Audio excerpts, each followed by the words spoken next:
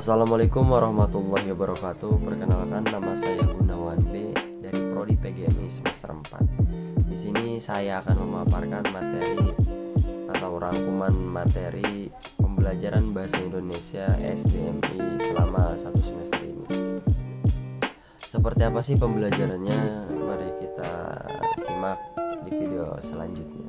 Seperti yang kita ketahui bahwa pembelajaran bahasa Indonesia untuk SDM ini sangatlah penting dipelajari bagi mahasiswa. Karena apa? Karena ketika kita mempelajari pembelajaran ini, kita dibekali bagaimana cara berbicara dengan baik dan benar atau sesuai dengan KTP. Di samping itu, untuk mahasiswa jurusan program studi PGMI ini juga sangat penting dipelajari. Kenapa? Karena mengingat sesuai dengan jurusan kita, cepat atau lambat, sekarang ataupun nanti, kita akan menjadi sosok guru atau pengajar bagi anak-anak. Jadi mengajarkan bagaimana berbahasa dengan baik yang benar, seperti itu, atau mungkin bagaimana mengucapkan kosakata yang baik dan benar. Jadi prinsip pembelajaran adalah landasan berpikir, landasan berpijak, dengan harapan tujuan pembelajaran tercapai dan tumbuh proses pembelajaran yang dinamis dan terarah. Dari berbagai referensi dan data-data yang dikumpulkan menunjukkan hasil penelitian bahwa ada 4 prinsip dalam pembelajaran bahasa Indonesia, yaitu prinsip konseptual, prinsip integratif, prinsip fungsional, dan prinsip apresiatif.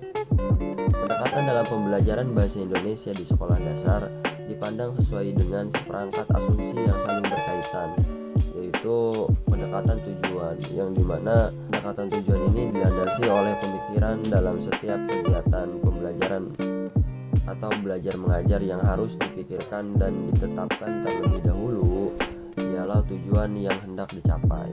Yang kedua adalah pendekatan struktural. Pendekatan struktural ini dilandasi asumsi yang menganggap bahasa sebagai kaidah atau timbul pemikiran.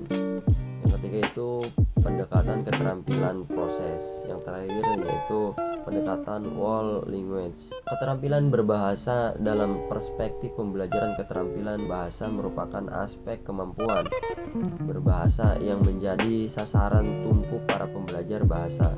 Oleh sebab itu, dalam dunia pendidikan, para pengajar terus berupaya meningkatkan keberhasilan dalam pembelajaran bahasa melalui pencapaian kompetensi berbahasa, yakni menyimak, membaca, berbicara, dan menulis. Yang pertama itu mendengarkan, memahami wacana lisan dalam kegiatan seperti mendengarkan, memahami wacana lisan dalam kegiatan penyampaian berita, laporan, saran, berita, pidato, wawancara, diskusi atau seminar, pembacaan karya sastra berbentuk puisi, mungkin cerita rakyat, drama, cerpen, dan novel. Yang kedua itu berbicara menggunakan wacana lisan. Itu gunanya untuk menggunakan pikiran, perasaan, dan informasi dalam kegiatan berkenalan, diskusi, bercerita, presentasi hasil penelitian, serta mengomentari pembaca puisi dan pementasan drama.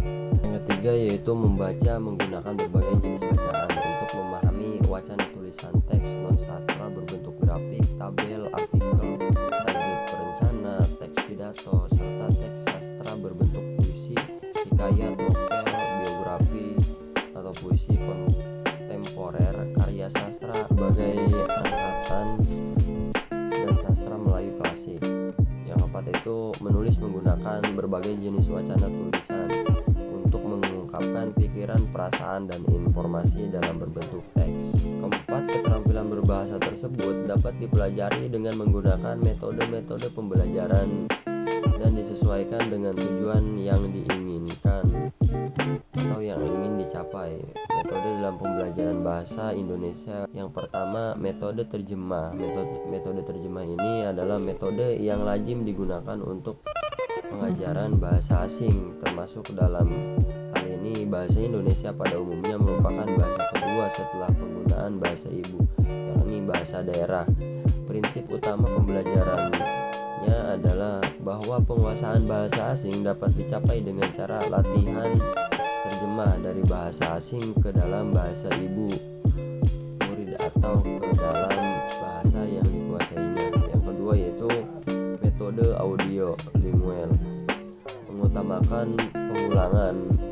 Cara itu dilakukan untuk efisiensi waktu dalam pembelajaran bahasa. Dalam metode ini, pembelajaran bahasa difokuskan pada lafal kata dan pelatihan pola-pola kalimat berulang-ulang secara intensif. Yang ketiga yaitu metode komunikatif, merupakan metode yang lebih memprioritaskan kreativitas para peserta didik dalam melakukan latihan. Pada tahap ini, keterlibatan instruktur atau tutor secara langsung mulai dikurangi untuk memberikan kesempatan bagi mahasiswa untuk mengembangkan kemampuannya sendiri. Contoh ini dapat saja berupa kejadian yang sederhana, misalnya bertemu seorang teman di jalan, tetapi dapat pula kejadian yang bersifat kompleks, negosiasi di dalam bisnis, atau mungkin siswa diminta memilih peran tertentu dalam sesuai situasi. Yang keempat ini yaitu metode membaca. Metode membaca ini agar siswa mempunyai kemampuan memahami teks bacaan yang diperlukan dalam pembelajaran siswa. Secara umum, istilah implementasi dalam Kamus Besar Bahasa Indonesia berarti pelaksanaan atau penerapan. Istilah implementasi biasanya dikaitkan dengan suatu kegiatan yang dilaksanakan untuk mencapai tujuan tertentu. Salah satunya upaya mewujudkan dalam suatu sistem adalah implementasi. Tujuan implementasi yaitu bertujuan untuk pelaksanaan, untuk mencapai suatu perencanaan yang matang baik secara individu maupun secara tim atau kelompok. Memeriksa dan mendokumentasikan prosedur dalam pelaksanaan rencana atau kebijakan mencapai tujuan yang diinginkan yang dicapai di dalam rencana atau kebijakan yang dirancang. Kurikulum 2013 memiliki kedudukan yang sangat strategis peran mata pelajar.